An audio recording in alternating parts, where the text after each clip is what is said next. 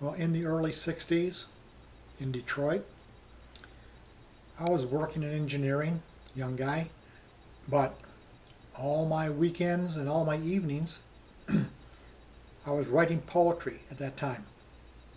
And we were hanging out with a bunch of other artists. They all had lofts in Detroit, it's like abandoned buildings that they were able to rent real cheap. So we'd hang out in the lofts, and but most of them were painters, and I was the only writer in the group.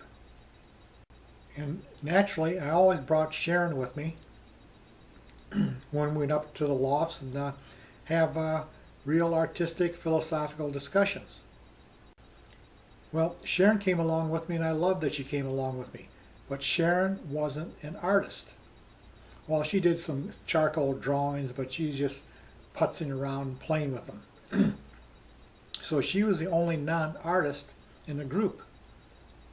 And these other artists, these painters, resented her very much because I brought her along and she wasn't an artist.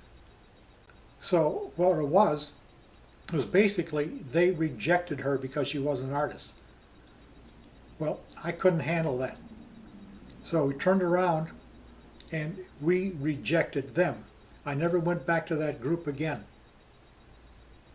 Because if they weren't going to accept Sharon, then I didn't want to accept any of them.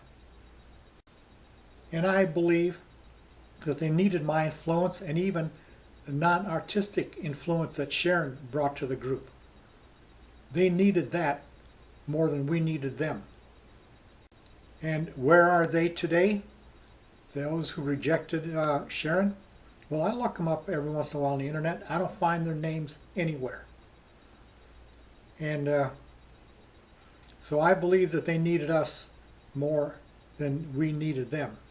And not to brag that they needed us because I'm such a big name, but I still get my 50,000 views and listens a month, month after month. So at least that counts for a little something.